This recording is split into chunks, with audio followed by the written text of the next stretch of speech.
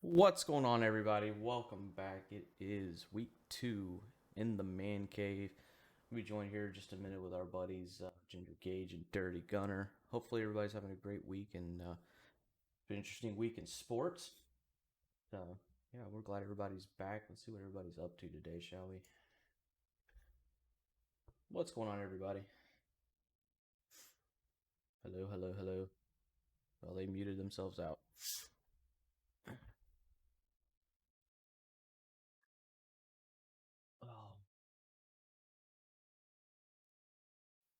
What's going on, Casual? How you doing today, sir? Let's see here.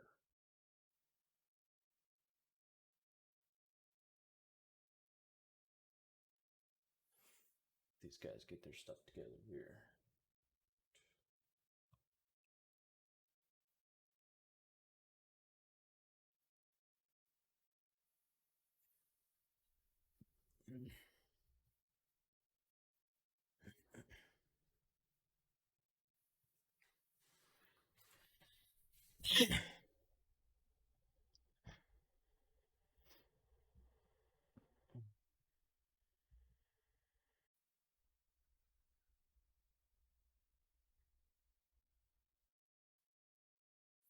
Yo, what's up, gentlemen? How are we doing today? What's up, Gage? Apparently he's still muted over there. Ooh. Deafened and everything. Ooh. Ooh. We have to get started without him. Maybe he'll boy. show up later. Maybe. He's going all in on this intro. Look at this guy. Yeah, pro streamer. Pro streamer. This guy's a pro streamer right here. Yeah, he is going and going and going. Do you call him play-by-play over there? I think so. I think he's going over the great moments of Old Man Rivers. He was so happy this weekend. I don't know. I think he's bragging over there about Kansas. Apparently they didn't lose this weekend, but then again, they didn't play, so.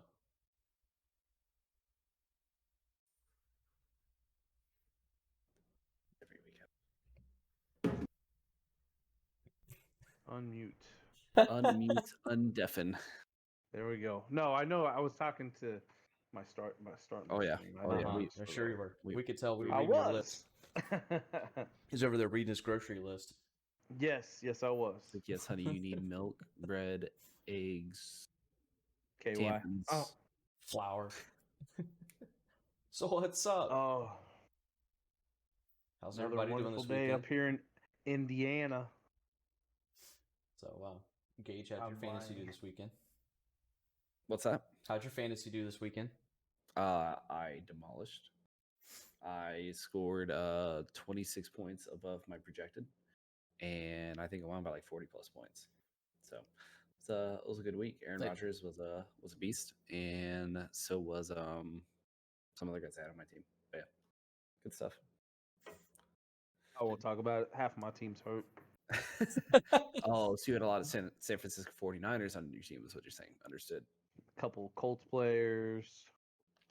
No, that's just Saquon. Yeah. Did you drop So him you're yet? Yep. It's been a rough go. Like I I after it started, I just shut my fantasy browser down on my computer on Sunday and said, nope, I finished up not gonna watch 119 this. over what, like 83, but like Mahomes, Ridley, and oh Mike Evans. Those were my three big. Everybody else was just kind of trash this weekend. Mike Evans, Yeah. monster dude. Told you, Who? Mike Evans. Oh yeah. Yeah, he's pretty Well, I mean, that beastly. brings up a conversation point though, because what are they going to do with Gronk? Because apparently he's just accepted this role of being a blocking tight end. But So like I said last week, Gronk is there as a diversion, and he's a blocking tight end. He's not there to catch 10 TD passes. He's not there to get 700 yards. That's not why he's there. The other What? two, He's tight not? ends, please. He wanted to go party down in Florida with his buddy Brady. That's about it. Yeah, I don't disagree with you on that. Plus, he was already in Florida anyways with his WWE, So he's like, Right. oh, I'm already here. Might as well. why not, right? Right. But, I mean, they opened up the door with the whole wide receiving core. It's something Brady's not used to having, really. I mean, having that many options and then still have somebody on the side that if he really needs to use them, he can. Yeah. I was listening to another sports talk show host this morning, and he was There's talking. others besides us. Besides Kidding. us, I know Yeah. it's weird. We're obviously know-it-alls on sports, and Right. that's why I we do thought this. Howard Stern was the only other like podcast talker out Right. there, right? Yeah, And Rogan. I only And pay Rogan. attention to him because he has Playboy playmates on there. So I mean, But yeah. anyways, He was talking about how Brady's got 3 good running backs. He's got 3 good receivers. He's got 3 good tight ends. I mean, he's just got 9 people he can literally feed all game, and not everyone's going to get fed. Now, he doesn't think it's going to be like I don't think there's going to be an issue like in a locker room issue, like, oh, I want the ball or whatever, because I think everyone's in it to excel and to get to that next level. let's see what they can do with it. I mean, We'll you see. talk about their running backs. Fournette went off. Oh, Fournette has found a new home, and he is more than welcome to stay, as far as I'm concerned. As a Tampa Bay Buccaneer fan, I haven't seen a running back run like that on any team since prime Doug Martin, and that's saying a lot because I don't even think Doug Martin's in the league anymore. So no. I don't think he is. I thought he retired. I'm not sure. He's probably out there pushing weights, trying to hopefully, maybe they try and sign him. I don't know. Resurrect. Like, look the at me. I sliver. can. Yeah, No, but he's free agent. He's been free agent for a couple of years now. yeah, he Yeah. was with he went to the Raiders for a year or two. But I mean, it tells you how good he was because the Raiders got Marshawn Lynch to come out of retirement to replace him. So Yeah. in post retirement, Marshawn Lynch was not Marshawn Lynch. No, No. definitely wasn't Skittles. No, I mean, feast mode. I He mean, was more feast mode than beast mode. let's be honest. Like he went. He was on He vitamins. went from being, basically. Let's just. It's Ricky Williams 2.0, right? Like, he was, and I could care less. You do what you want to do, but he even admitted, he's smoking pot. He's doing all these other things in his year off or whatever. And I mean, obviously Ricky Williams, that's a well-known documented thing. He just went, like you said, he went from beast mode to feast mode, and yeah, put on some poundage. But Yeah. but yeah, I mean Fournette though. I mean, I think you could take Fournette. Honestly, you could pull him out of and put him on any lineup that has a somewhat decent line to open a hole a little bit, and he's gonna be able to play for him, type of deal. So I'll be interested to see what Devontae Freeman's gonna do. I know He's that the still free Eagles agent, brought. right? Yeah, I Yeah, know but that the Eagles there's brought him in for a workout. There's 4 or 5 teams that are on the radar with him right now. I mean, 3 years ago, Devontae Freeman was the stud. Anyone would have taken him. He still is Yeah. though. I mean, he never Yeah, really lost a step. They just picked up somebody else. Yeah. Well, and they didn't want to pay him what he Mhm. wanted. I mean, I mean, he's not at Shady's point yet. No. Pretty close to it.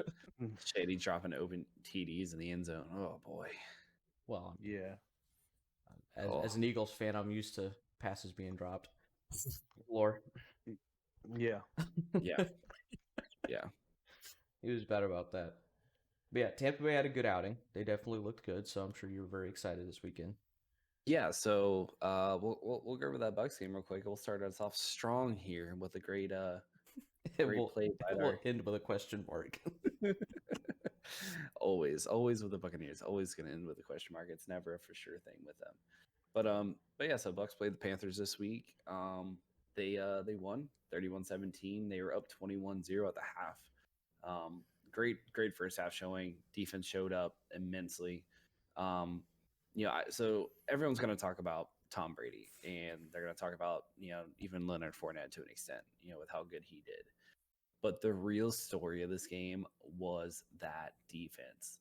They brought that big D to the game. All right. So they had 5 sacks on Teddy Bridgewater.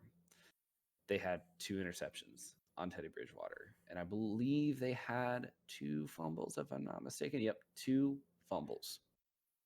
They came out, they played great as a defensive team, and it was just an all-out great performance. Ndamukong Suh, he's like resurrected this year. I'm super excited for that because he's a nasty player, and you guys know that.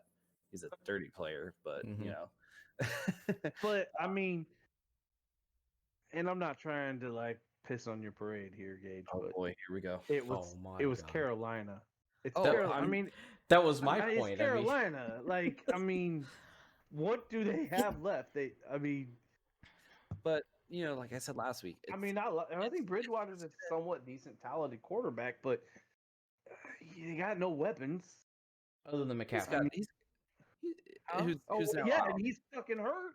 I mean, like, But let's be he's real. done for the season. McCaffrey got hurt in the last 2 drives of the game. So Right, but it's not you can't just hand you. It's the same thing here in Indianapolis, right? Jonathan Taylor, he's a beast of a running back. very But good. if they're gonna abuse him and hand him the ball 50 times a game, he's done by midseason. Done. We've seen this over and over and over again with running backs when they get the carries like that. In the NFL, they can't take those hits. Not the same way they did in college. You know what I mean? Like, it's And more of attrition. to that point, though, I mean, he only rushed for 59 yards on 18 touches. I mean, that's a lot of abuse that you take over pretty much the entirety of the game. Yeah. Yeah. And that's probably not necessarily on his part. They're probably. I mean, I didn't watch this game, but I'm assuming there's probably a lot of dive calls right up the gut. Most likely, yeah. But that's a lot of 2-3 yards. Majority of your damage is going to come from as a running back. Anyways, you're getting hit by linemen, not necessarily just a linebacker or a safety somewhere. You get piled on. So yeah, I mean that's legs getting twisted. Yeah, but there's a lot of legs twisted this weekend. Oh yeah, golly, that was a rough one. Yeah, but yeah, Bucks showed out this week. Very, very proud of them. I think he's going to continue to get better for him. There was quite a few drops. It would look like the Eagles out there with how many drops there were, smitten hands. But some by veterans, some by newer players. I mean, there's this guy who they called up from the practice squad last week, Cyril Grayson. No one's ever heard of this dude. He's a track star who we signed as an undrafted free agent from LSU. He's never played football, but for whatever reason, we thought it'd be great to put him on the active roster this week because of Chris Godwin being out. He had a beautiful, long, deep throw from Tom Brady, and it literally boink, which is off his helmet. Straight up an oxymoron to begin with. A long throw from Tom Brady that was beautiful, I know, it's and on target is just. It's like wait, Tom Brady threw it more than 7 yards. Excuse me? And domed the guy. Because he doesn't know how to catch a football. Like, I mean, come on, man. Like, that was the only throw he got that game, though. So it was probably like, yeah, man, you're not. It was like, I gave you a chance. You were you were wide Yeah. open. There's no reason. Let's But yeah, let's maybe actually practice with the kid first this next week. Yeah. there's just so much other talent on there. Like, why is the dude even on the field? He's just a burner, which I get to an extent, but if you don't You know how to can't catch the man. ball, they're not gonna cover you. So like they're like, yeah, go ahead, dude. We know you can't catch the ball, so just stand down there in the end zone. I mean, Brady might hit you 1 out of 20 times. Maybe but, it'll yeah. get wedged in his face mask. There you go. Yeah, maybe Yeah, next right. time. Yeah, but that's the Bucks for you. Like, oh yeah, we're really great, but then we're gonna put this dude on the field for whatever reason. But yeah, so I think the biggest story from this is not Tom Brady, it's not Leonard Fournette, it is how dominant that defense was. Even if it was against the Carolina Panthers, they showed out. One of the brightest spots on there was Antoine Winfield Jr., who is a rookie, second round rookie that we drafted this year, and he was all over the field. He was second on the team in tackles, and he had a forced fumble. Dude was everywhere around the ball, and it was great to see that because we've had some safety issues in the past few years. So good stuff there. A lot of the leagues had safety issues. Well, I mean, and just roster issues, but then you transition over to Indy, Ben's Old Man closeted River. team over here. Yeah. So I mean, last week he had a pretty bad showing. I mean, it wasn't. Oh yeah. I It mean, was one of the dreadful, interceptions that dreadful. Rivers threw, which is it's always seems commonplace, right? Like he has like one interception that is always on target, and the wide receiver pops it, and it's intercepted, and it's obviously it's put on Rivers, even though the receiver, it was clearly. It's kind of one of those misnomers where they should change that rule where if it's an interception that the wide receiver had and then basically gave it up to the defensive player, that shouldn't go against Rivers, but it does. But Yeah. But this week, I mean, he came in, he put some numbers down. I mean, obviously we lost Paris Campbell, which I mean he was hurt all last year, and now I mean he's been like the yin to the yang for T.Y. Hilton. Like that's what they brought him in for, right? And now you lose that, and Ty last year he didn't have the numbers that he needed to have or he could have had because he didn't have anybody opposite of him for even Jacoby Brissett to throw to, and I don't know.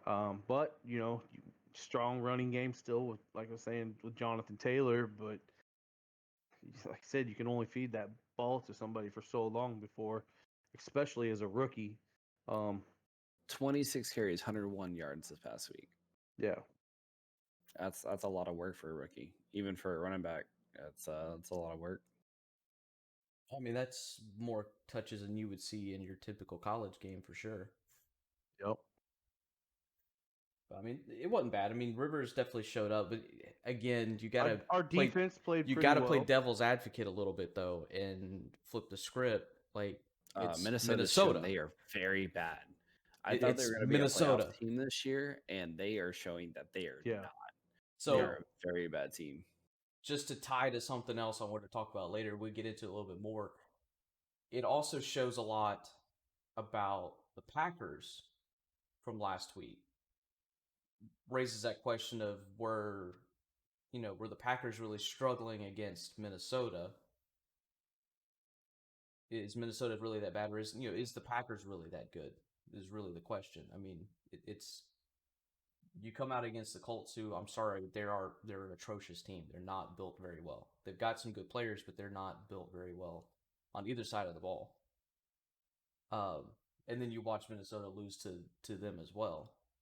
I would say our line and our linebackers are okay. It's our secondary that sucks. It's always been our secondary that sucked here. But you're also rolling the dice on Phillip Rivers still having it in him. Right. No, I agree. I think it was a horrible pickup. I've never. I'm like, you basically just gotta. You basically just gotta. That's so many teams right now. Yeah, right. You basically just got a somewhat maneuverable quarterback in Jacoby Brissett, who's not very accurate.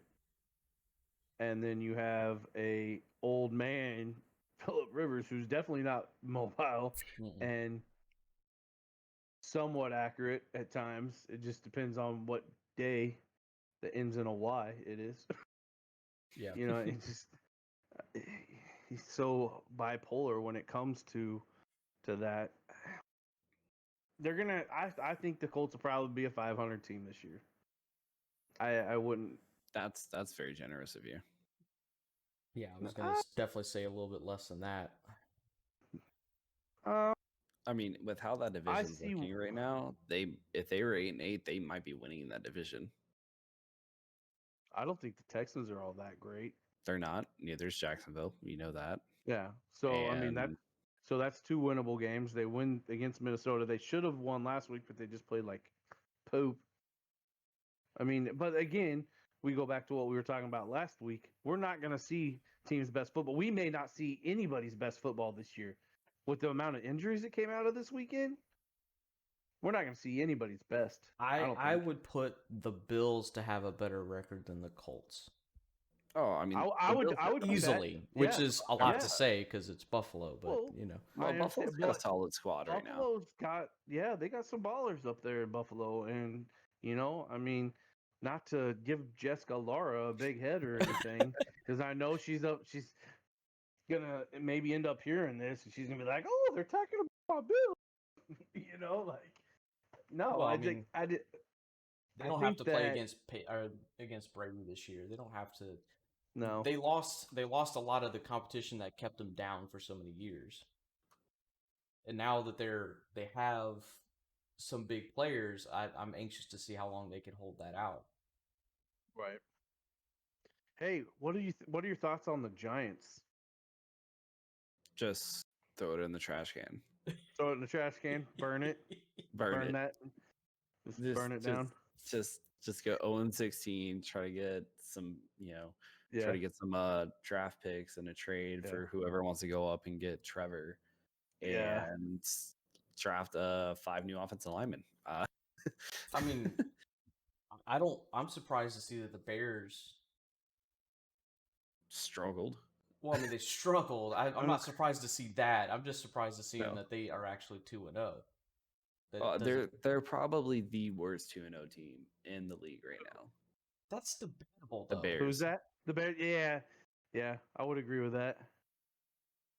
But I mean, they're 100%. Look, I'm looking at the teams right now. They are 100% the worst 2-0 team in the league currently. Yeah. Just said I heard that. Trubisky.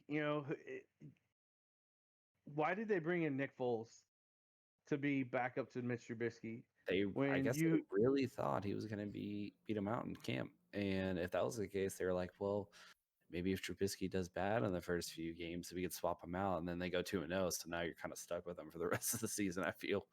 Yeah. I mean, 2 touchdowns, okay, 190 yards and 2 interceptions, but he's 18 for 28. I mean, those aren't like solid numbers. They're not horrible numbers, but he is legit. Bears you're playing against the Giants. He's a game manager. That is it. His whole thing is if he doesn't throw any interceptions, you might have a chance. Right. And that's only if your defense holds down the other team. He's not going to go out there. I mean, he has in the past and thrown like high touchdown games, but he's not going to be the guy that goes out there, throws for 300 plus yards, 4 TDs, and has a near perfect. Like, that's not him. He is there to throw it 25, 30 times a game, hopefully 0 interceptions, and might get you a touchdown or 2, or at least get you close enough for someone else to run it in for him. Right. Well, I mean, and obviously with Saquon going down early, and Daniel Jones throwing up almost 250 yards. He only had 1 interception. He has 25 for 40. It's a lot of throws. I mean, and 15, misses, but he's a good quarterback. I think he's going to be a solid quarterback if he can get protection, if he can get, another target to throw to. They're going to have to get a running back that's going to be able to be healthy. I mean, there's a lot of ifs involved in that there statement, but to win the Bears to win 17-13 against that team in which they lost their star, probably the best running back in one of the between him Top and 3. 2 other people. Yeah, top 3 running back in the league, and it's only his second year. I mean, yeah, it's gonna be a rough year for the Giants. And I don't say that as being an Eagles fan. I just say that as in just looking at the numbers and seeing what they have left. And Can we just throw the whole NFC East in the garbage can? You might as well. Because I mean, yeah. so I think this is, I don't know if this is on our actual agenda, but how lucky were the Cowboys this week? Oh, I mean, I don't. Yeah. For all these Cowboy fans, they were Yeah. freaking out. Look at us, we won, blah blah blah blah. Because Yeah. that's how Cowboy fans are. But Yeah. they literally Exactly. the worst special teams play I have seen by a Yeah. returning team on So an you gotta- onside kick, letting it roll past 10 yards for the other team to get it. They could have picked it up at any time. Yeah. But like, no, we're gonna let it go past 10 yards, and then And then Cowboys try to got get it. Yeah. But Yeah. why? It makes no sense to me as to why that happened. The only thing that I could think of, and I've watched this thing 15, 20 times and laughed about it every time, but remember who it was that was far down the sideline watching it roll away from him kind of parallel. Could have thought maybe it was going to go out of bounds and they'd get the flag and possibly get the additional yardage or something. But for it to actually get to the 10-yard mark and the 2 other guys on the other side standing over it to not go after the ball at all. I mean, that Yeah. you don't see The a lot of Falcons- onside kick attempts in general anymore. It's just not. Right. So It's basically, very high risk, and you start to wonder, do they even practice this? Defending against that anymore. I mean, clearly, clearly it was practiced on the other side. that was a Yeah, very but- interesting onside kick. I've never seen an onside kick in which they place the ball on its side. I don't know if you guys saw this. They Right. place the Seen it. ball on Yeah. its side on the on the little holder. See. Yeah. I've never seen. No, it that was on the before. ground. Oh yeah. No, I don't think it was on the ground. It was He on a didn't tee. have it on the tee. He had it It on was the on ground. the tee on its side. It was Yeah, very I've seen weird. it. I've never I've seen it like where that. I've seen it where it's teed up like that, specifically, obviously for an onside kick, and it just sits there, and just whirlwinds its way. Yeah. That was a very, but yeah, It was Cowboys got very, very lucky. But they did. They got very, very lucky. But again, we're also talking about the Falcons who like to blow leads. Yeah. They It's can't. not the only Tremendous. thing they blow. Yeah. They blow the roster Yep. too. Yeah. But you go back to the NFC though, we've got Arizona really making a very strong case for them on the West. I mean, it's gonna come down to a shootout on that side of the division. I mean, Well, I mean, San Francisco's in trouble now. I feel like. I mean, who all did they lose? on the injury side, On the injury side. Raheem Mostert, Jimmy Garoppolo, Nick Bosa. Those Now, are like the 3 Garoppolo- biggest ones. yeah, Garoppolo Yeah. is going to be a few weeks because it's that high ankle sprain. But still, I mean, they could still come back, I mean, and obviously win it or be at least in playoff contention, stuff like that. But I mean, that's pretty big production right I there. mean, you know what I mean? most with a with an MCL. I mean, I don't think he tore it. I think he just pulled it. But I mean, that's definitely going to take him out for the majority of the year, just in recovery there. And he just had a ACL repair a couple years ago. Did he not, or was it last year? Yeah. Mostert, I'm not 100% sure. I mean, honestly, I I never think it heard was of the guy I until think it was last year. 19. No, 18, 19, I think. But I mean, you I- definitely lose Bosa, which is, I mean, that's a Yeah. bunker for your defense. I'm gonna have to drop them now. Yeah. But yeah, it's 49ers are gonna have a lot to worry about. But then you Oh, have they have a. go ahead. I was gonna say they have a ton to worry about because of how strong their division is. Yeah. Right. You got the Cardinals, the Rams, and the Seahawks. I mean, Rams are playing some great football. And then To be tested, Seahawks are still need playing. to be tested. Yeah, they do. Yeah. But Seahawks, I mean, again, Russell Wilson's the best quarterback in NFL right now this season. I'm not saying he's going to be better than Mahomes for the entire season, but as of right now, how it looks, he looks better than Lamar and he looks better than Mahomes. But Russell has a tendency to start off strong every year. Dude wins games. Yeah. He's He a does, and he comes out on fire at the beginning of the year, and it just seems like the rest of the team kind of fizzles out as they get through the rest of the season, and then Russell the rest kind of he saves the day. He's a Yeah. superhero. But yeah, I mean, so Arizona, Arizona. Words be harder. Arizona. Words are hard sometimes. Arizona Cardinals. Wow. Kyler Murray. He looks like the next Russell Wilson in stature and play style and everything. And him with having his current receiving core, DeAndre Hopkins, obviously, they look like they could possibly be the new favorite in the NFC West. And I mean, they were playing Washington. This is true. But overall, Kyler Murray, even last week, it's Washington. looked great. Yeah. But, we say that, but then Washington came down from a 17-0 deficit against the Eagles last week. And I know you could say, well, it's the Eagles. But it's at the same Eagles. Time, yeah. But, being down 17 points to come back and win it, and not only win it last week, they demolished it afterwards because then they go on a 34-17-0 run or something like that. Yeah, never mind the fact that we lost like 17 players off the roster. Doesn't matter. 12 of them were on the bench, so I mean, they all just managed to get hurt. But Washington came back last week and they showed they're really good. I mean, just looking at a quarter-by-quarter breakdown, I mean, the Cardinals were up at half 20-0. Game ended up being 30-15, so looks like Washington got some petty points in the fourth quarter. I mean, I don't know. I mean, you think about it. I mean, Haskins threw for 223 yards. I mean, he didn't throw any picks. I would assume that probably he got sacked 4 times. I mean, just looking at the total of players that caught the ball, ran the ball, they probably ran. It looks like they ran a bunch of their backups. For Washington? No, Arizona. Arizona later in the game.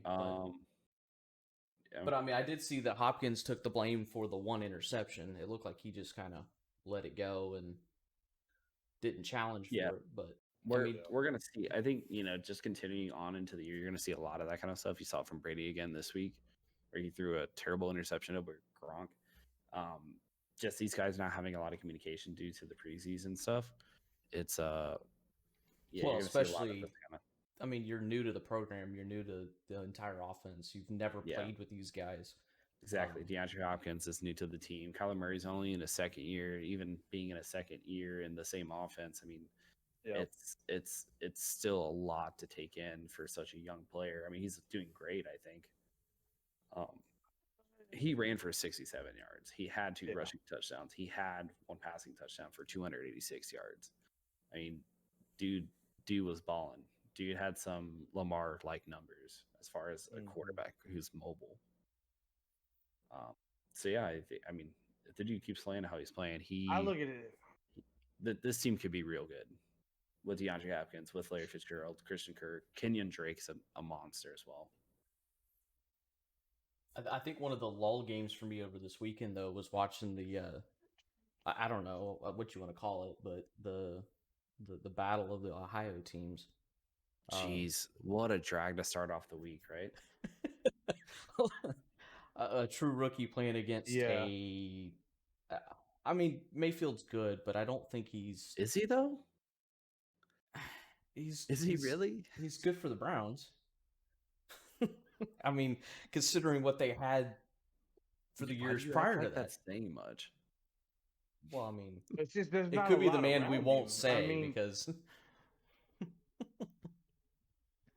But I mean, it was an interesting game. I do hope that Burrow can actually get some traction in the league because I do think the kid has a lot of potential. But Yeah, to he go does. 37 for 61, That's I a mean, lot. That's a he lot just to throw kept into a rookie throwing the quarterback. ball. But to go 37 for 61 and not have a single interception.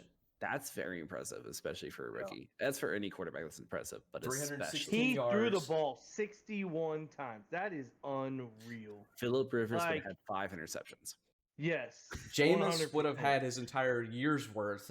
Right. In the Got one game. another 30 interceptions, 30 for 30. You know what? I look at it this way. With what Cleveland has around, okay, he's got Odell Beckham Jr., Jarvis who's Landry, Nick Chubb. yeah, but listen, Kareem Hunt. Odell Beckham Jr. is not Odell Beckham Jr. of 5 years ago. Odell, you know what I mean? Like we all have to understand, like some of these players are. Yeah, He's got Austin Hooper too. Austin, yeah, no, great I tight mean end. he's got some, but his line is still slacking a little bit. I mean, they need line. I mean, they're better, but they're not where they should be. I think Mayfield is not good. I consider him a better Mitch Trubisky in the fact that he's a game manager. He can read defenses. He handles the game. I would say he's kind of in the same league as maybe my team's quarterback as far as ability. Yeah, I mean, let's put it this way, right? We were just talking about game What? managers, right? So Mayfield threw the ball a total of 23 times, right? Right. And exactly what I said about Trubisky. As a game manager, you're only going to be asked to throw it 25, max 30 times, and Right. that just tells you. I mean, like, But he that's had what 2 the coach is. touchdowns and one and I mean one interception, but you know what? Yeah, but the I didn't majority of see their the game. entire I didn't game, see what. the majority of their entire game was on Nick Chubb and Kareem Hunt. They rushed for 32 times combined. Those two, Yeah. 9 more rushes than passes. Yep. That's not 2020 NFL. You know, this is a passing league. Passing league. Yeah, I agree. So you And- legitimately had the Browns trying to rush the ball and throwing where they had to. Against They had the almost Bengals, as many rushing who- yards as they did passing yards. too. Airing it out everywhere. and couldn't. I mean, they ran for what? Let's see. Mixon went for 46. 68 and Burrow yards. ran for another 19. So Yeah. I mean, they really didn't have anything. There was no production on either side. It was a crapshoot. Right. But I do want to Oh, point I out mean- that Cody Parkey went 5 for 5 on extra points. I'll take that. He's Was that your officially kicker? 5 for 5. No, Cody Parkey a couple years ago was the one. Yeah, that missed the field goals on against the Eagles for He just blew it. Chicago. Yeah. Oh yeah, I remember that Dude, the double doink. for sure. The double doink. Yep. Yeah. But I- he is. Like I said, He's stable now. He's at home we'll in see. Cleveland. We'll see. Like I said, you're not a lot you can take away from that because it was the Bengals and the Browns, right? But for a somewhat sufficient game for Baker Mayfield, I'll take that. 220 yards, roughly, a passing, and 2 touchdowns. You know, we'll see. We'll see how the year progresses for them. You never know. They may be the team that lands on top of their division just because of attrition. If they can all stay healthy, and they're at the rate that players are dropping right now. This is true. Something I saw earlier. It still hasn't happened yet. I'm waiting to see when it does actually happen. But I saw that Bortles is going to be getting picked up by the Broncos. Apparently, he's Yeah, they supposed to did go sign him today. I think they signed him today. He's well, he's got to still sign, but they offered him a 1-year Yeah. deal as a backup to the backup, I believe it was. Yeah, Jeff Driscoll, To Driscoll, which Yeah. is kind of weird. former Gators / Mountaineer. Yeah. and still just as bad as he was in college, Yeah, easily. How bad? what, I second, didn't third-year see. player? How bad was the injury to Luck this season? He had. Let's see here. To Drew Lock, I think they said at least a month. It's something with, I think it's rotator cuff. Sprained AC joint. So yeah, he tore up his shoulder. Nice. I'm guessing his throwing shoulder. If it's I don't know, maybe not. If it's not his throwing shoulder, it'd probably be all. Well, they year. have to check. They'll probably follow up and stuff, you know. He'll miss 2 to 6 weeks at a minimum, but according to this, depending on how it sits, he may not miss time because apparently Roethlisberger in 16 and Winston in 17 both had the same injury and they didn't miss any time. They still played. But I mean, it'll be. I didn't like Bortles at all, but I do think for the Broncos, it's probably the best option they have. At least they can pick They'd be able somebody to up get who right has now, yeah. played significant games and has seen some really good teams. I mean, Jacksonville is trash, but he has had to play against some decent defenses. So, Is Jacksonville really trash though? well, I mean, when Bortles was there, Oh yes. Yeah. in I his mean, in Bortles his did Jacksonville, get them. I mean, he didn't get them to it, but they did get to the AFC Championship game and almost beat Brady. No, that guy that you were talking about that's running for your football team, that guy, he got them there. Yeah. Like I said, not Okay. Bortles necessarily, but they did get there. Yeah. Mr. Fournette, Mr. Second fastest in the league right now. That and that defense at that time was phenomenal.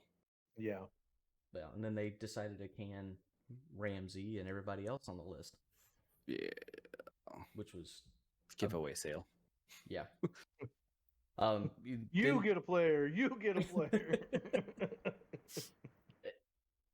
It makes you wonder who they expect to pick up. I mean, it's not like if they were to tank, it's not like they're really focusing on tanking for Lawrence because they bought completely into Minshew.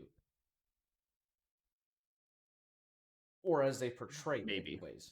Yeah. I love Minshew, honestly. I do think too. either. Like I like his zero F attitude. Like and Maybe he rubbed off on them, and so now they don't have any Fs, and they're just gonna. Right. It's playing in a fantasy league where you have no ad drop limits and you have no waiver wire. You just drop your team every week and pick up the next guys that play the worst defense. Right. I mean, honestly, they were very close to beating Tennessee last week. Yeah, it's 3-point game. 3-point game, and I mean, overall, In Tennessee. I mean, and it's a pretty tough stadium to play in. Obviously, it's not the same. Yeah, it's fans really aren't tough to there play in there anymore. when it's empty. Yeah, when it's empty. You know what we talked about this last week? This weekend in Indy, they at a 60,000 capacity stands, they allowed 2,500 people in there. no, And there's no that is ridiculous. At 20,000 in Tallahassee 2 weeks ago. Yeah, exactly. It's ridiculous. Yeah, but Gus- anyways, Kelsey, coming back in for the Titans, redeeming himself after last week, after the rumors that he was going to get cut because he missed 4 kicks in week 1. yeah. He's been playing for 30 years now? No, it's not that long. It feels like that because he was with the Patriots for so long. But the Patriots, he's not Adam Vinatieri. Yeah, Vinatieri is 70 years old. Who, And by he the could way, still come back. and is an amazing individual. I've met him a few times. I'm friends with a guy that he works with. Friend of a friend of a friend? Adam. Yeah. No, so a buddy of mine, he helps Adam Vinatieri has his own custom kind of like truck shop. Like it's called AV4. They jack up trucks and they put packages and just totally, deck them all out and everything. Who knew that there were rednecks up in Indy? Who know, right? Yeah. So they have, but my buddy, he helps him run this company, and they do all this stuff to basically. It's kind of like a package selling. Like they'll go to a dealership, like a Chevy dealership or somewhere, and they'll be like, "Hey, we'll do this to a truck and trick it all out, so that way you can put it up in front." And you know the schemes, Dan. You work for a car place down in Florida. I mean, they do all these things, and then No, we they don't. put it We in build there. perfect machines where I work. Right. So, But yeah, but real quick, back to the whole, and this is going back a minute. I wouldn't mind, in all honesty, as much as I'm an Eagles fan first and a Chiefs and Indy fan second, if I saw the Arizona Cardinals win a championship this year. Wait, did he just throw in a third NFL team? Yeah. Last week, last week he was an Eagles fan and a closeted Colts fan because he's there. Blah blah blah blah blah. Now it's just I'm a Chiefs fan too. I'm gonna throw that in there. Who's next? Are you a Raiders fan too next week? No, hell no. After they beat New Orleans, are you a Raiders fan? Never ever is my savior. Never ever will I ever be a Raiders fan. I grew up a somewhat Chiefs. My family's all diehard Chiefs fans. I'm like the odd man out as far as when it comes to being a random Eagles fan from A Kansas, man who right? can't stand by his values. But if Arizona Cardinals were to win a championship this year, I would not be hurt. And there's for one reason only. Larry Fitzgerald. I want that. I He think that deserves it. man has He does. earned it. He has busted his ass in this league, proven himself over and over again, and just been an amazing individual. And I would love to And see stayed that guy get it. loyal to one Yes, franchise. exactly. And that's the biggest thing. And I brought that up in somebody else's chat somewhere along the line that loyalty in this industry, in the sports world, is not there anymore. It's all about the payday. It's all about, you know, Where do I get my ring? me. It's all about me. Whereas, you know, back in the day, it was a team game. It was, you know, sticking together, being loyal to, you know, and I'm not pointing one finger at one way or the other, whether it's the owner's fault or the player's fault. I think they're both just as equally greedy and to blame for it. I'm just saying, in general, like, this is a man that has taken pay cut. This is a man that has, you know, but has yet earned that what he got and then some, but then decided to take less so that way they could make themselves better so he can try to make his team better and, you know, get to where they're at. Like I was saying, I don't know if they have it in them. You know, can Kyler Murray stay healthy and continue to produce at those numbers that we were talking about earlier all year long? And we'll see. But if they did, I wouldn't be mad about it. No, I That's agree. my He 2 cents he on it. does deserve that. I mean, he's a future Hall of Famer, guaranteed as it is. But they still have a lot to compete against. There's still Yeah. a lot out there. Very, very Yep. talented mission. Very. Yep. Just real quick, I wanted to go back to the Packers though. Are they really that good? I mean, I get it. You know, Aaron Jones put up what 10,000 yards this weekend, but again, it's the Lions. Yeah. I think if you were to put it on a measuring scale, right, of how it would be, like, are they really that good? I would say they're probably actually only about 75 to 80% of as good as what they prove, like you've seen them to be. You know what I mean? If that makes any sense. There's still once they get put up against a team that has a semi decent defense, that has a they're playing against a team that has a offense that can move the ball consistently, both on the ground and in the air. That's when you're gonna. But that's their test. Their test comes this weekend. They have Does it New though? Orleans. They have New Orleans. With But you're how we've talking a seen veteran. New You're talking another Orleans veteran team that's put Right. together. But They if you see how struggled New Orleans too. have played this, so far, they didn't do great against the Bucks. We all know the Bucks beat themselves in Week 1. They lost obviously last night, and they're not going to have Michael Thomas once again coming up to this game against the Packers. I feel like the Packers got this. They got this, and then they got the Falcons. Right, they got an NFC South trip coming up. They got the Saints, and then they got the Falcons, and then they got the Bucks. I still think that the Saints, even as a bad, going through some speed bumps, are going to be. They may not be the winners, but they're going to be a test to what they can do. I mean, well, and a lot of that hinges on the fact that Alvin Kamara is an amazing running back, and they do have a couple of receivers down there that can, you know, catch the ball. Emmanuel Sanders, I think he could still show up. I don't put Sean Payton down. I think the guy is going to make some moves. Like I said, I don't expect them to win, but I think that it's going to be the first struggle that the Packers are going to see. Obviously, they're not going to really see the meat of their schedule till they see the Bucks, and then let's see, they got Tampa Bay, and then right after that they've got Houston. So I mean, that's a bam bam right there. Yeah, they got two hard games there. I think Bucks one's going to be a good game, depending on and it's in Tampa, so they got to make that drive. Yeah. I would say the Packers are probably and the Saints are very evenly matched teams. Even with Michael Thomas being out, I think that they're still a very evenly matched team across the board. the way it looks like right now, I think Packers are definitely going to win their division because, like we said earlier, Bears are Well, overrated at 2-0. Right. yeah, yeah. The Packers Minnesota, are gonna smoke the Bears. yeah. When yeah, The Lions are not good, obviously, and then we know that Minnesota's not good Minnesota either. is horrendous yeah, right now. yeah. So even like I said, they've probably got in the next 3 games, they've probably got at least one guaranteed win, one probable win, and then I think the Bucks is a real, I mean, not just because I'm a Bucks fan, but the Bucks, game is going to be a good test for them because that, like I said, that defense for the Buccaneers is showing out right now, and the league's leading tackler is second-year pro Devin White. Dude's everywhere. Yeah. Well, Legit. it'll be interesting to see. I mean, But I mean, will the Bucks get through week 3's injury bug that was week 2's injury bug for all the other teams? Can we not spread that bad juju to like the NFL in general, not just the Bucks, but the NFL in general? I agree. Like it's as an Eagles fan, as morbid as this will sound, and I will be very ginger about it. Ginger.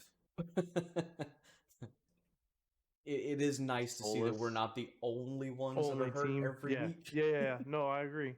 Like I mean, ours just happened to be mostly before the season started, which and if you think about it, right, like you go back to if this isn't COVID and all this other stuff going on, and they actually have preseason games, do they get those injuries in preseason, and then have the ability to be on the mend and be ready for week 1 or week 2, and are we back at full strength? I mean, there's a lot of what ifs, right? Like it's not a perfect system right now. Obviously, they're doing the best they can with it, but it's just, you're sitting there and you look like, okay, we could stop sucking now. Like, so but it's on defense.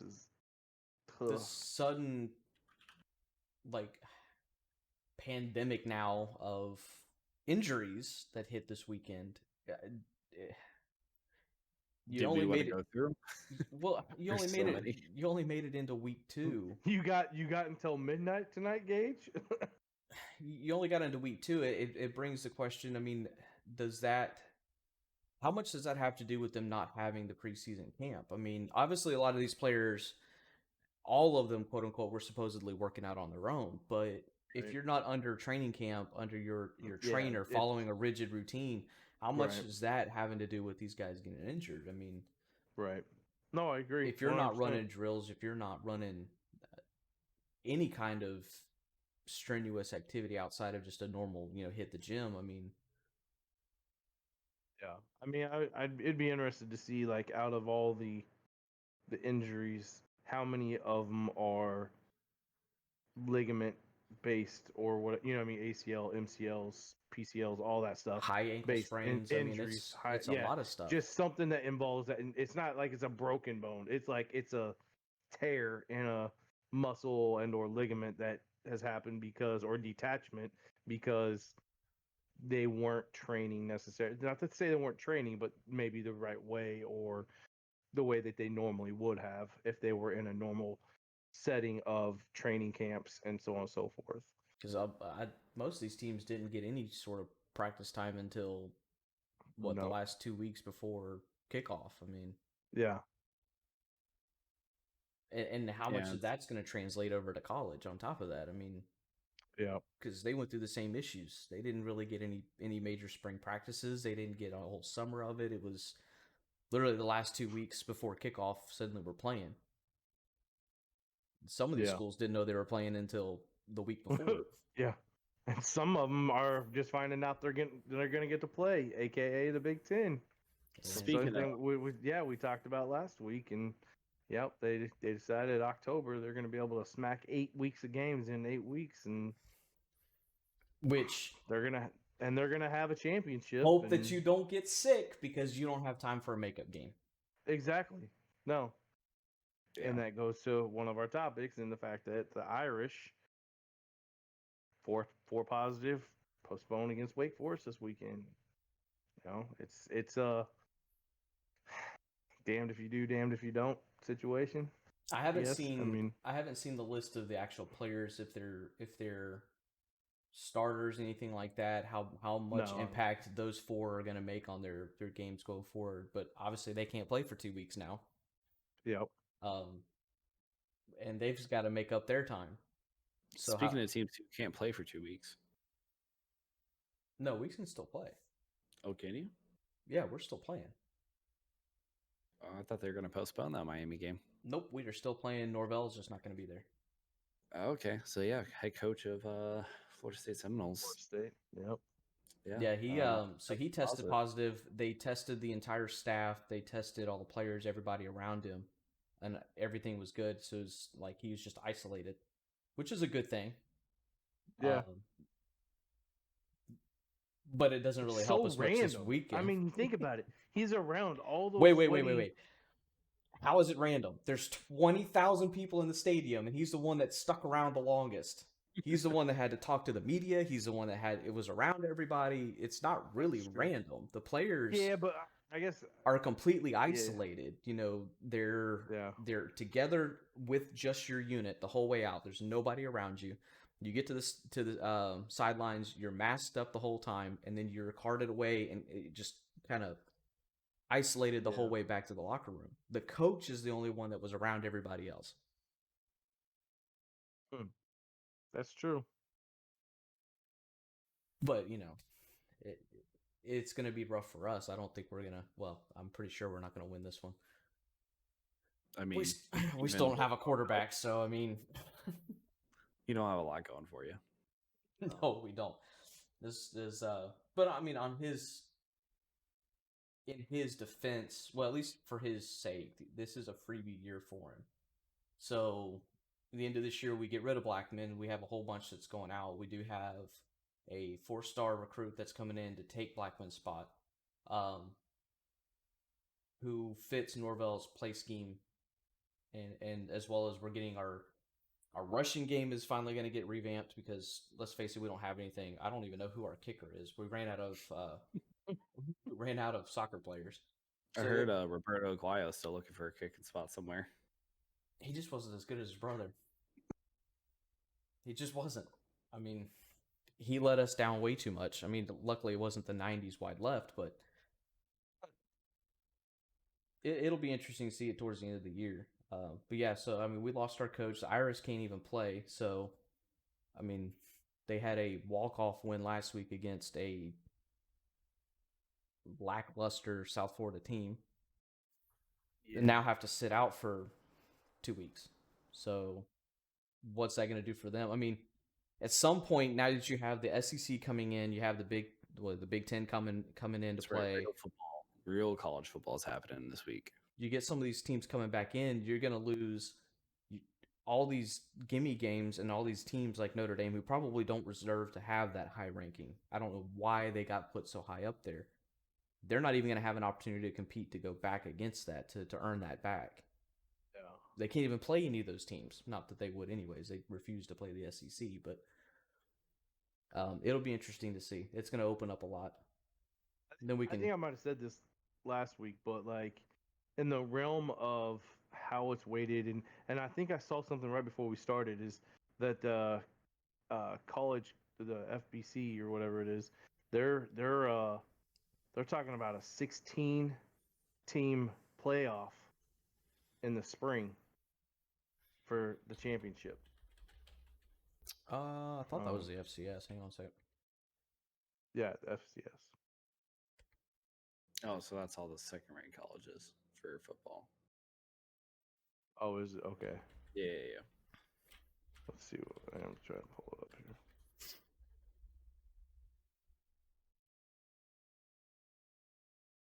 Yeah, I don't see it pulled up here. But I know that the FBS was 16-team bracket. Yeah, so for FCS, so it's the FCS. Yeah. The FBS introduced that. A lot of the colleges were pushing for that. Right. Back in early April, early spring, when they were already talking about at that time doing foregoing the fall season, going straight to spring, playing in the spring, and then do a 16-team playoff at that time. Obviously, I mean that the downside to doing that, if as soon as they start, you go through a playoff, you have a championship game because you got a week between the end of the playoffs and then your championship game. By the time that's done, they had 2.5, maybe 3 weeks, and then they had to start fall, the next fall season. I mean, they pretty much would play through the entire summer, and then turn around and start playing for another 3.5, 4 months. Right. So your injuries, kids not being able to, I mean, that's not enough time for you to catch up on any of your studies, which, let's be honest, college kids don't really care anyways. But Right. that hurts your academics. That hurts scholarships because you got too many players that are gonna be injured, and that ruins your recruiting opportunities because the whole summer is when they get to recruit. Yep. Yeah, I'm sure recruiting's been real hard this year. I'm pretty sure it's a lot of Zoom calls, but Yeah, a lot of. It's not nearly the same. no, it's not. And you can edit too much now on the internet, so any video footage of you practicing or anything like that, Right. you can't take that for gospel anymore. Right. But yeah, it is gonna be nice to see the other two big conferences from the Power Five. The main conference. The SEC. Well, but I was gonna say, like, where in the scheme of, and I hate to use the word fair because I'm the first person to tell you I understand life isn't fair, but you have the Big Ten who's coming in at as late of the game as they are. Obviously, you always have Ohio State, who's a contender. You got Wisconsin, who's pretty damn good, and a couple of other teams that can, throw their hat in the mix, right? Michigan, maybe. I barely pay attention to what they have as far as abilities and players and whatnot, but they all come in healthy. You know what I mean? Like when all these other teams have been struggling and playing and going through the rigmarole of a normal if possible season, and they only got to play those 8 games, and then they have their championship. I mean, let's just say, for instance, it comes down to Wisconsin, Ohio State again. I mean, because the whole Big Ten's a joke to begin with because they're the only conference that has co-champions. Like, so they're gonna play 8 games and have a championship game for the title for their conference, and whoever loses that game still gets the trophy. I mean that's they're not even a real conference. We're gonna write them off. They're the Pac-12 of the Midwest. I'm not disagreeing with you because I hate all the schools in that. In the matter of fact, when it comes to that, except for maybe Wisconsin. I like Wisconsin, but to the outside looking in, right? Like you look at SEC. Who's the teams? How are you judging where they're at as the playoff pick? People that pick the standings and all that stuff. Who's picking? Who's getting to go to the playoffs? Okay, yeah, Ohio State, yeah, they went 8-0 because they won all 8 of their games and then they won their thing. But Wisconsin went 7-1 because they lost the one game to Wisconsin or to Ohio State, and then or maybe Ohio State goes 8-0, they beat Wisconsin in the regular season game, and then it becomes the Wisconsin and Ohio State in the championship game, and Wisconsin comes back and beats them in the championship game. So do you say that the team that won the championship of their division or whatever, their conference gets to go to gets to go to the playoffs? I mean, Because they're gonna pick somebody. Yeah, I mean that's how it has to be though, right? Because like even for the SEC, when the SEC's 2 divisions come together, as far as the old FBS system, But does it? Because if did the Pac-12 announce they were playing? They're not playing. They have not. They're not So gonna they're get not to. playing. So you have nobody. I'm not saying that anybody in Pac-12 is maybe there's a couple teams. I would say there's a couple teams that are relevant over there. Obviously, USC being USC, Oregon and UCLA Washington. every 3 years. UCLA. Yeah. So I mean, you got a few teams, but by and large, so now you have an open spot for an extra team. Well, do you give it to a team that's been grinding it out all year and maybe they lost 2 games though because they played in a tougher in the SEC. Maybe you got Auburn, Georgia, Alabama, Florida, LSU. I mean, you got all these stacked teams that are solid teams. yeah, that a couple of them are definitely getting screwed. You know what I mean? Like out of the chance to play for a championship because they play in such a tough division and they had to play all year. They still get screwed even in normal times. In a Right, sense. I know, mean, but I think it's more of a double dicking if you ask me. You know what I mean? Like they're be like, oh man, if But we were in the Big Ten this year, we'd have a so I mean, to devil's advocate, I mean, you Big Ten coming in, you're only gonna have 3 conferences really playing. I mean, you got the ACC, the SEC, and you got the Big Ten. It makes you wonder if because the only other conferences that are playing are going to be what, the Sun Belt. I mean, the Mountain Conference isn't even playing. So I know the Sun Belt's playing because you got Louisiana and Appalachian State, and the list goes on. Those teams the are playing. AAC is playing. Yeah. So it makes you wonder if they're going to allow a team from one of those conferences to get to go compete in the playoffs. To be fair, because you don't have. I mean, if the Pac-12 were to play, then it would be obvious. You have one from each conference would play in the playoffs. Right. But they can't. I mean, it's going to be an interesting debate because, I mean, how are they going to stack it? They can't really stack the playoffs with teams from all one conference just because those teams are, Right. we all know, are better. They have to be fair because these kids have been playing just as hard all year. Right.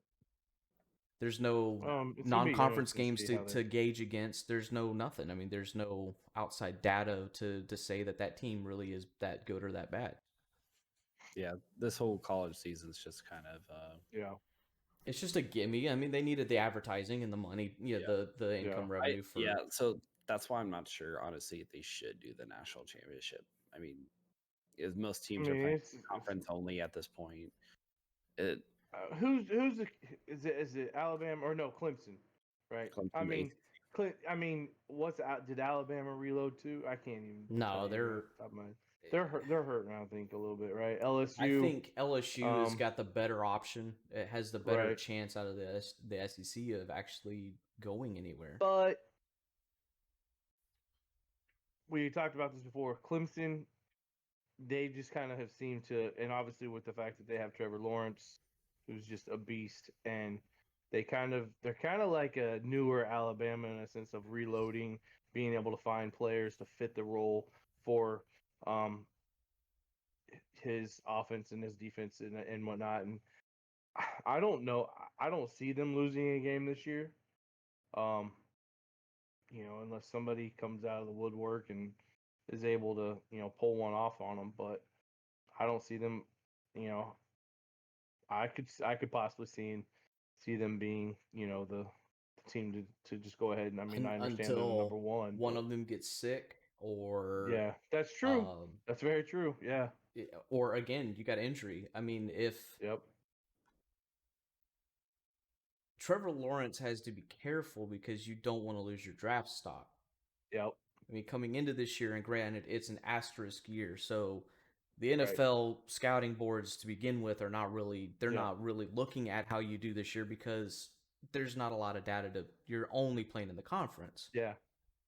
But at the same time, you don't want to get hurt. You don't want to have a bad showing or put yourself at risk because any little, just a minor hiccup could completely obliterate your chances of having that high draft stock. Here's one. 2 scenarios, I guess. One, if they lose a game, does he call it? Can't win a championship possibly now because they may not get in. Because they're not in a strong enough conference to be able to vie for a spot, right? I mean, in all actuality. I mean, yeah, but you're also talking. They've had 2 straight years against the best of the SEC. So I mean, I agree. But if they lose the game, it'd be really close to see. Because like you said, he doesn't want to lose his draft stock, or if he suffers like a small minor injury that sets him for a week or whatever, and say they scuttle through and get through that game, whoever it is. I mean, that's the thing. Every team that's banking on picking him up, they're looking at him for his legs and his arm, not just his arm. Right. There's not one team that's saying, "Hey, we want Trevor Lawrence just because he can sit there and throw the ball." It's because he can move, he can make plays, and he can throw the ball. So Yeah. Just something as minor as a very common now high ankle sprain or something of that nature is something that comes back around. It's a recurring injury easily. I mean, it's not something. Yeah. It's not a one and done. Once you do it, it can come back around Yeah. to haunt you. Oh yes. So that could Trust me, I hobble know. him and very easily drop his entire draft stock. Well, we say drop entire draft stock on a guy like Trevor Lawrence, who is probably the most sought after quarterback prospect going into the NFL since probably Andrew Luck. He's more sought after than Tua was. And we saw Tua go number 7, 5? Something like that, yeah. Top 10 pick to the Dolphins, who had two relatively major injuries in his college career at Alabama. He still is a top 10 pick, and that's because of his potential. Trevor Lawrence can go. I mean, I hope this doesn't happen, but Trevor Lawrence can go out there and have a serious knee injury, shoulder injury, and someone's still going to pick him in the top 10. Oh yeah, I mean, but he's not going number one. It, I mean, depending on I think the severity. I think it would be depending on the severity. It could drop him a lot though, because you still got to consider they got Justin Fields who's right behind him, and Justin Fields really isn't a bad quarterback. He's really good. A very good quarterback, and he's just as well not sought in after. the echelon. He's not in the echelon of Trevor Lawrence. Yeah, he's. But there's still a big gap there. It's not like there is, but if you're if you're a team that needs somebody now and you need to make sure that they're going to be healthy, depending, and again, we're talking a what if he had an injury. Yeah. Something stupidly minor, obviously that's not going to matter, but if it's something that could potentially be a hobbling injury or shorten up his game, his abilities in a game, you got to wonder how many of those teams are going to look at, okay, well, we could take Lawrence and take the risk and not really know if he's going to get injured or be healthy, or we could take Justin Fields, who is still healthy, very active, very good quarterback. I mean, he's accurate as hell and can still run and make plays, and has been tested on some really good teams, but he's played for some really good coaches. So I mean, that definitely gives the team in that top spot. Just dropping 2 or 3 spots is enough to. I mean, that's a huge pay cut. Yeah, that's a big deal. And is a potential for you to not be a starter somewhere. I mean, just 2 or 3 spots could put you on the bench for 2 or 3 years. Yeah. Was it? I mean, in a sense, like Love, for instance. I mean, he's up there and backing up Rodgers. I mean, Rodgers has proven that he's not ready to give it up yet. Obviously, so I mean, I think that and Love's I think he's a really good quarterback. So I don't know. It's a lot. There's a lot to go. I mean, I still say in 3 more weeks, and come week 5, NFL and college and everything, that's really when we're gonna have like the meat and potatoes of what the landscape's gonna look like as far as the depletions on each team and how it's gonna kind of pan out from there. And even still, there's still gonna be a lot of what ifs. I think that'll be out there. But with college, we were talking about, I'm sitting here, and obviously me being a Kansas and kid and everything, being a Big 12 guy, watching and paying attention. I didn't watch the game, but I was paying attention to the Oklahoma State game. I'm sitting there going like, you're playing against Tulsa. Now, granted, Tulsa's had some pretty good strides over the last couple of years. They're actually not a horrible team, but you're the number 11 ranked team in the country, Oklahoma State, and you're gonna only win by 9 points at home. I'm like, so is there a bug in Oklahoma State's system? I mean, but again, you're talking rankings. I mean, you're talking about them ranking teams that are playing. I mean, right.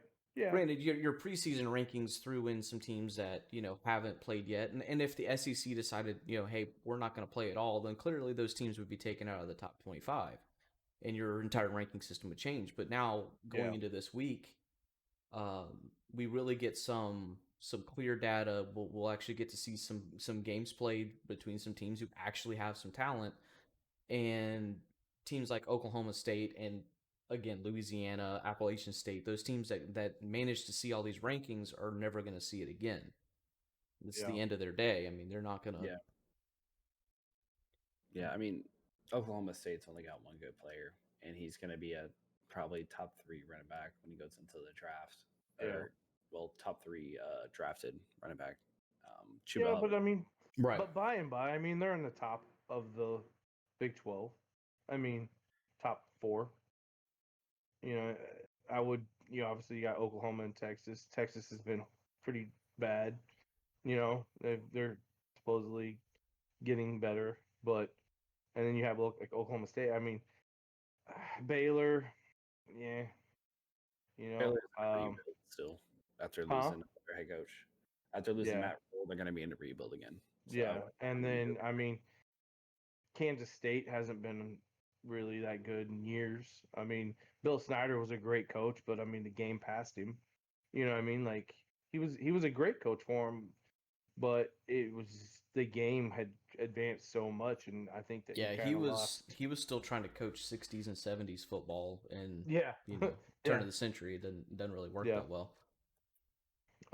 So I mean, I was sitting there seeing that score, and I was like, what is going on here? And like I said, I don't pay a whole lot of attention to Oklahoma State, other than I know that for the most part that they're usually a ranked team, and that they usually have a few decent players, and they shouldn't have only won by 9 points. But the rankings this year, like we said, but you can't take them for anything until you get a little more data in the system. Once we get, especially the SEC and Big Ten shows up, it's gonna even itself out a lot more. I do want to switch gears though. We did make mention Billy Donovan, of all people, showing up in Chicago, which has been a dumpster fire for a while now. Dumpster fire is exactly the word I was gonna say. Ever since the whole, D Rose in his final seasons of getting hurt and leaving, there's been no answer for the Bulls to do anything. They thought they had, some good talent, and then they traded that away in Zach LaVine. And yeah, they're not good. And I am interested to see how Billy Donovan's going to shape that team, because I think Billy Donovan did a great job with the Oklahoma City Thunder this year. Oh my God. For what he had to work with, I mean, granted, Chris Paul still, I love Chris Paul. I think he's a great player. I think, but he's way past his prime. Exactly, and you can't build a team around him. Like, right? You know what I mean? Like, he can be a leader, but he's not a leader that can score. He's past his prime. He's not the leader that you can bank on per se to be able to be as athletic and so on and so forth. So for what he, like you were saying, what he did with the team that he was given or had this year, I think that for him to be let go after that, like I'm sitting there, I'm going it seems like it was more of a mutual thing. Yeah, and I could see that, I guess. It'll be interesting. I mean, I think that just it's kind of one of them coaches that kind of goes anywhere he goes, he's gonna do a really good job. It's just a matter of what's the time frame gonna look like for him to be able to do that, polish that turd. I mean, he's got a lot of work to do. He's got a lot of turds to polish. Yeah. I mean, their best player is Zach LaVine, and everyone they're talking trade block. Yeah, they're talking trade block for that guy, and it's just going to be a complete rebuild for them. You're talking probably at least minimum 4 years of them signing new guys, and as soon as he steps foot in there, though, and they open up that trade, that block, they start trying to look, they start shopping. He's on the clock. So I mean, how many years do you give somebody? I mean, obviously in the football world, you have 2 years before you start getting run out on a rail. Yeah. So I mean, he in the NBA, I mean, there's a lot of players, but it's not that saturated. It's really not. I mean, so that's a lot more than just going out and shopping. That's a lot of coaching that you have to be able to pull. So I mean, can he actually pull something out of his sleeve?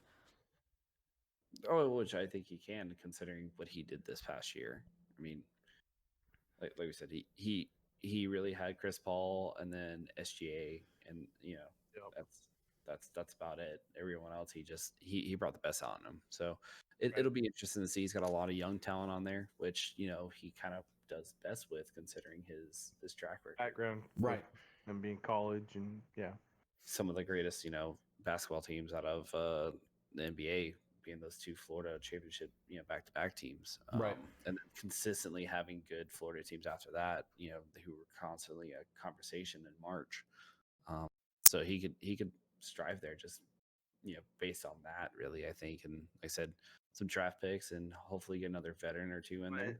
Let's see. and that's the thing is if you offer up, if Zach Levine goes on the clock, there's a lot of decent talent on some of these NBA rosters that's sitting in the G League. And I mean, I'm a basketball guy. Like, I mean, that was my sport, college, just following. So I know more about basketball, hands down, when it comes to certain things. And I sit here and I see some of these players that are sitting in, the G League, and they're killing it, but they're on teams. For instance, now granted, there's a reason why, and I understand. So, and obviously I'm wearing my KU jersey or my KU polo tonight, but you got Frank Mason, right? He's short, but he's athletic and he can score the ball, and he's killing it in the G League. But he's on the Bucks team, who's stacked with point guards, and obviously Giannis. And I mean, he's not going to get any playing time for them.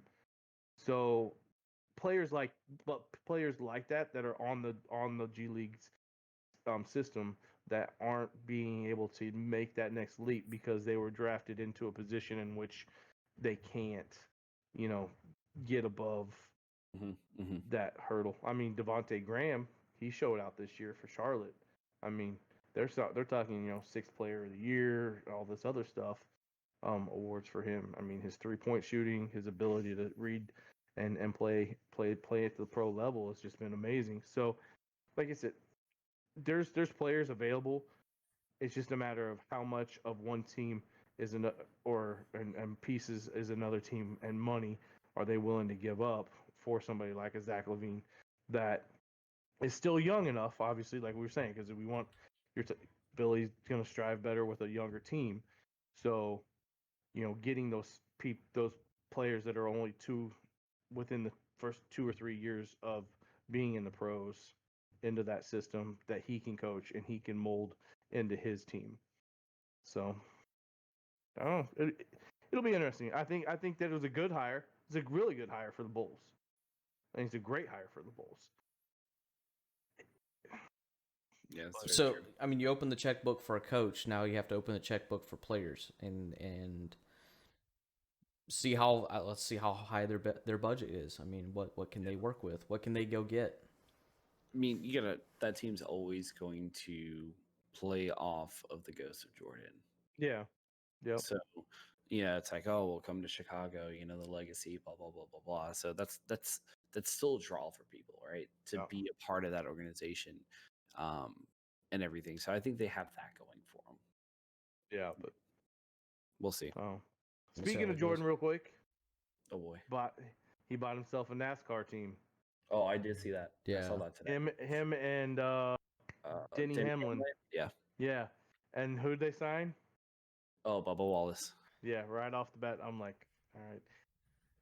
I'm not going political on it or anything like that, but he's a horrible driver. He can't win. I don't how much PR is it? I don't know. It'll be interesting to see, but you got to understand though, NASCAR's not about it. It isn't as much about the winning as much as it is for the sponsorships. Yeah, but as long as your car is out there running races and running laps, you're getting sponsorship money. And depending on what your contracts are, now some of those contracts for some of those teams who tend to get wins are going to have stipulations for additional bonuses for wins, things of that nature. Yeah. But for the most part, you're driving a billboard. Right. And I 100% agree with that, because being in marketing and everything and understanding, I get that. But as somebody that's not necessarily, I'm not a huge fan of NASCAR. My father-in-law, diehard. But somebody that's paid attention to it since I've married my wife and gotten into the family, and obviously living in Indianapolis where you have the Indy 500 and the Brickyard and all that other stuff, you get to learn and know some stuff. But the fans are very passionate people, and they want their driver to win. Like they don't care about the sponsorship. They don't care what it says on the side of the car. You know, whether it's Eminem or Bush or what, they could give two shits less. Anytime I went to Chuck E. Cheese, man, I always pick the M&M car, right? Because I love M&Ms. So I don't know what you're talking about. That's how I judge my Okay, And well, and I mean, obviously the NASCAR organization saw that. I mean, that it has become such a big thing for your drivers to win. So I believe honestly that's why they started doing these heats. Let's go by point system, you know, and per race, and you know, you could be the worst driver, but you could manage to sneak out enough points to be able to sneak out a win somehow, steal it off of somebody else instead of being all about that yeah, endurance, that craftiness, being able to race for, you know, 200 laps and take the whole race and manage your car and all that stuff. No, we're going to take breaks now. yeah, So I mean, it's a joke, but I mean, it kudos to him for finding another way to spend some more money. But right. I mean, Like I can, you know, point him towards my bank account. I'll figure something out, right? I mean, he can buy me a So team. So Right. to Let's see if he wants to start an esports team. to close this out here, We can. we've got one championship series going on currently. Another one will probably start sometime next week. But the NHL has started the go Stanley Cup. Bolts. Really? Yeah. They have? Oh, Yep. wow. So Stanley Cup Is there a final. certain team that's playing in such said? There might be a Dallas. Stanley? Dallas is playing. Dallas, yeah. Dallas, Which Dallas Stars are in it. yes. And then I think the Tampa Bay Lightning are in it as Yeah, well. If I'm not yeah. mistaken. But are they in it? I mean, They are Yeah, in it. so I mean, they're they in it. are in it now. So yeah, so they're in it. We've had 2 games so far. It's a tied up series, 1-1. Lightning kind of got slapped game 1, Yes. but they came back strong game 2. Yeah. All It's without Stamkos, by the way, yeah, which is a huge story because if he does manage to come back before the end of the series, that's a pocket. That's an ace right there. That's somebody, you know, even not at 100%, you know, Stamkos is somebody on that ice that's going to be a presence. It's going to be yeah. a distraction, can- something for the other team. He could definitely. I mean, because he's gonna be deadly, right? And he has the presence, like you said, and he's definitely gonna be a distraction. But is he gonna do anything with it? That's what I want to see. Doesn't Well, matter and it's though. in When Dallas. you've got, I mean, you dropped a game at home. That's but when you're Are- stacked as they aren't they in have a been, bubble? yeah, they're in a bubble. They're in a bubble, yeah. So they're oh, not. that's right. traveling. Yeah.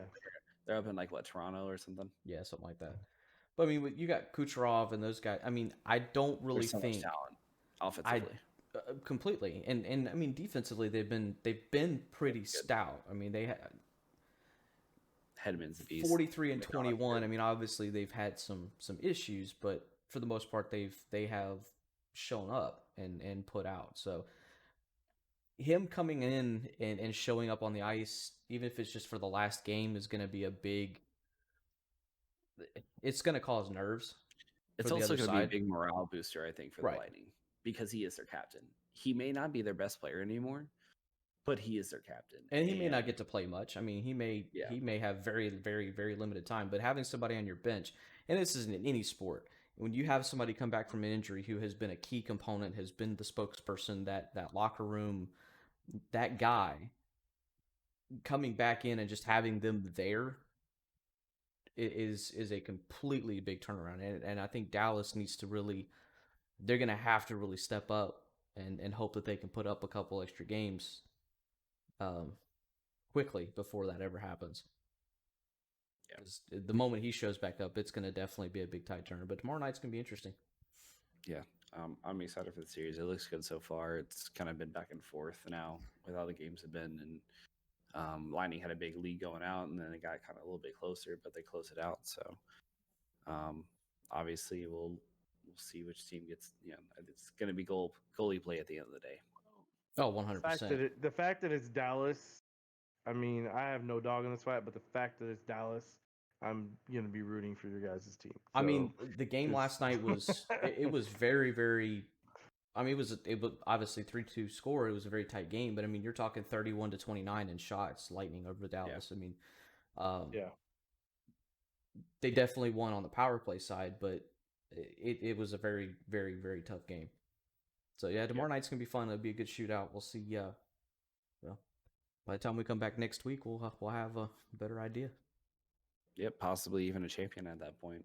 Yeah, hopefully nothing gets pushed off. But yeah, yeah. Hopefully, we need to get everybody to get their picks in this week. Obviously, we got colleges in, so mine are in. I'm good. Good. Yep. See if we can get it all spread around. Definitely got some major games this weekend. It's going to be a lot of fun coming up. We start Thursday though. We have Miami and Jacksonville in the NFL side, so that's going to be a fun little snooze. Another great start to the week. Yeah, another little snooze. Kind of get our feet wet with football prior to. I mean, who knows? Maybe we'll get a Tua appearance. Probably not. I mean, at some point they got to though, right? I mean, right. Yeah, I mean, I think they go probably 0-4, and then we're like, all right, let's give the kid a chance. As long as he's healthy. I'm assuming he's healthy. He's out there practicing, so. I mean, see, that's relative in the NFL right now. Before you get to that point, right? Yes, they lost, right? By 3 points. So one of the better teams, Buffalo Bills. I mean, they're proving themselves, right? And they were not a bad team last year. Ryan Fitzpatrick, 328 yards, got sacked 3 times, and he had 2 touchdowns, no interceptions. I'm a Bucs fan. Not a bad game. I have seen Fitzmagic, and I don't believe in it after 3 games. I agree 100%. But you can't. But the numbers don't lie right now. He also threw for over 400 yards for 3 games straight, and then we saw what happened. Jameis took over and then did whatever he did, I guess, and overall it's just bad. Interception palooza for Tampa for 2 years with those two. I mean, and in contrast to Fitzmagic, you had Josh Allen, who's what, second year, right? 417 yards in the air. Third year now. Him and Lamar came. Third year. Oh yeah, that's right. Yeah. But he's coming into his own though. I mean, Buffalo did a good job. They did start picking up good players. They filled the gaps. I do want to see them get tested more. Obviously, actually play some other defenses other than the. They're playing the Rams, so that'll be a good one. Yeah, that'll be a fun one. We'll see what he can do then. I know who I'm playing on my defense this year or this week. Right. Definitely not San Francisco. I don't know much about Devin Singletary. Is he a decent running back? I mean, he has the most carries. He's been all right. He's a second year guy, I think. Correct? No, Singletary's been second or third year. Oh, let's see here. He's out of FAU. Florida Atlantic. 2019. Yeah, second year. Yeah. So he's still fresh into it. Yeah. But yeah, so you got Dolphins Jaguars start off the week, Bears Falcons. So we get honestly, this is kind of funny. I see that the Bears, like we said, the worst 2-0 team facing the Falcons, who's probably the best 0-2 team based on how their offense is played. So we'll see how that one goes out. Rams and Bills would be a good test between those two. Washington and the Browns, that one's gonna be hard to watch. That's a flusher right there. Titans and Vikings.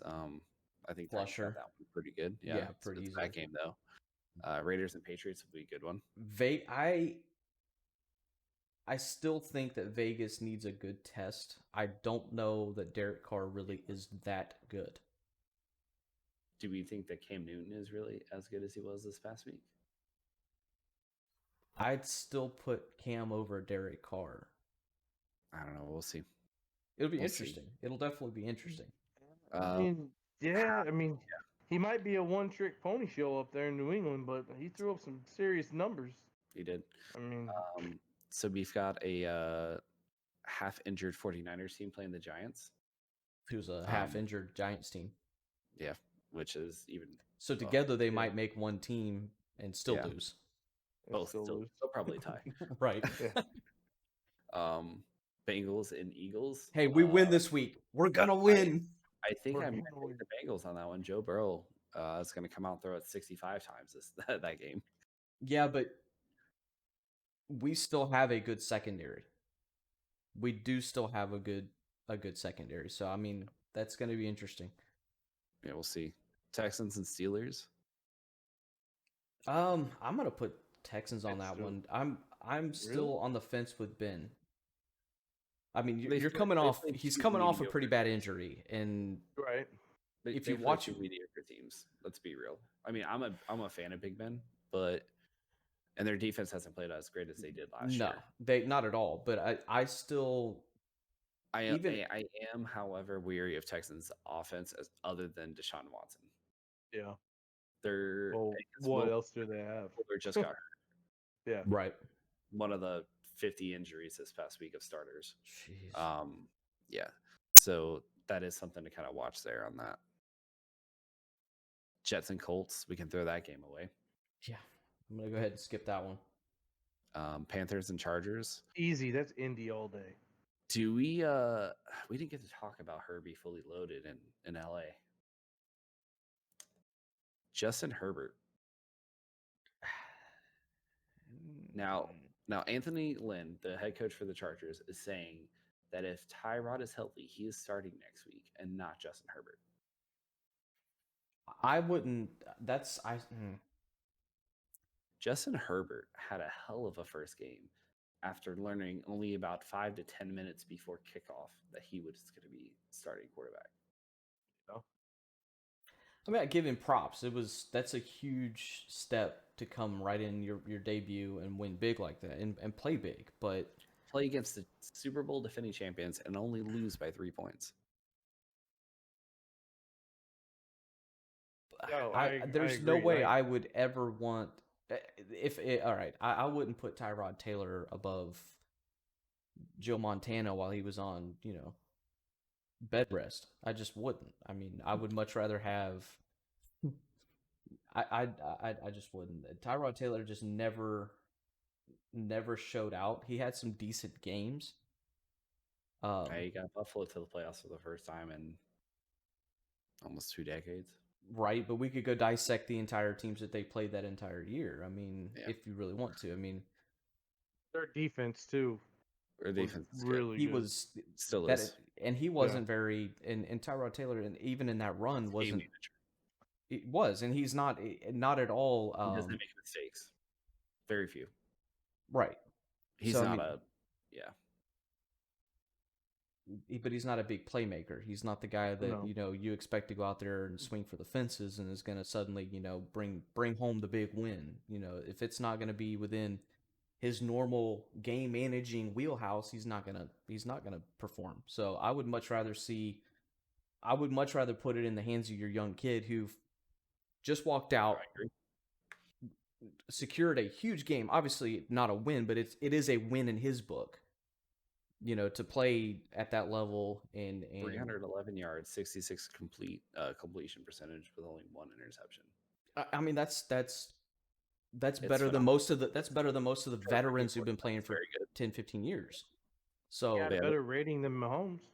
Yeah. But to walk out there with that momentum and that mindset the next week that, hey, I really can't compete at this level. I did well. Mm-hmm. I would want to ride that momentum until you start to see that train slow down. I hope that it doesn't, and you hope that the kid doesn't get hurt, get a big head, any number of things that could completely screw up his game. You muted yourself. Yep. So I don't know. We'll see. That's going to be interesting. But they're playing Carolina. Yeah, I think I mean, regardless of who starts for that team, I think Chargers will probably win. Yeah, their defense is very good. I don't know. I think for Kansas City, yeah, they should have won by more, just with the talent that they have on the team. But you're 2 weeks into this weird ass season, and I don't think that they're playing to the potential. Obviously, I think you might be seeing the Chiefs take like a LA Clippers approach to the football season. They're going to play well enough to probably win their division and get into the playoffs, but they're not going to try to go for like 16-0. They're going to try to save themselves a little bit for the playoff run. I'd be surprised to try to, back to back. We'll see. But yeah, Chargers over Panthers, Buccaneers and Broncos. Considering the Broncos don't have their quarterback, I feel like that's an easy one. Arizona's going to walk even- away this even- week. Yeah, Arizona's going to destroy the Lions. Seattle, Cowboys, Seahawks. Dallas got lucky against the Falcons team, who is just, let's be real, they're just dumb. Yeah. Seattle being well rounded. I mean, I think that's going to be it may be a tight game, but I think Seattle's going to be on top of that entire game. Yep. Packers and just roll it. Saints. It's going to be a very good one. First real test for the Packers. See if they're legit. And then probably the best game of the week, probably the most even game. Kansas City and Baltimore. Kansas City and Baltimore. Definitely going to be fun to watch Mahomes versus Lamar. I mean, Mhm. a lot of motion, probably a very high scoring game on top of that. The defenses on both sides are going to be gassed by halftime. It's going to be a total crapshoot on both sides. That's going to be interesting to see. Your notable college games. Hey, it's all SEC, so that's all that matters. SEC's back, Right. baby. Yeah. Alabama named their starting quarterback, Mac Jones, the backup for last year. He played a few games over their 5-star recruit, Bryce Young. That was very interesting to see that happen. And then it's all about who wants it the most, who puts out the most in practice. So yeah, and then LSU named their starter. I can't remember his name. I put the most out. Now I got 3 kids, so you just can't pull out of a driveway. Yeah. You put out, but you couldn't pull out, buddy. It's gonna be interesting to watch UCF lose to East Carolina, because they're the defending national champions the last 2 years. Double rank game though. You got Louisville and Pitt. That's gonna be fun to watch. Kentucky and Auburn. I do think Kentucky's gonna put up a big one on Auburn. Missouri, I do think it's gonna have. They're gonna give Alabama a little bit of a test, but it'll be Stop. No, Stop. It'll be a little bit of a test. Stop. Like they might win. They'll win the coin. They'll win the coin toss. Yeah, they'll win the coin toss. They might score like 20 points, but it's going to be in the fourth quarter when the 5th string players are playing for Alabama. We'll see though. Alabama did lose a lot. I mean, they lose a lot every year. It's Missouri though. It's Missouri. It's Mizzou.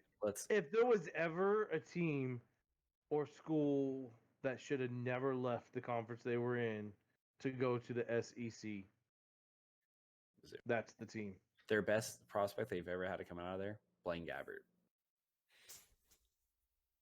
It's SEC football. When he? He's still not proven. He's only second year. Blaine Gabbert. What is Blaine Gabbert? I mean, he's potential was. He could be the next starting quarterback, depending on how many sacks Brady gets. Yeah.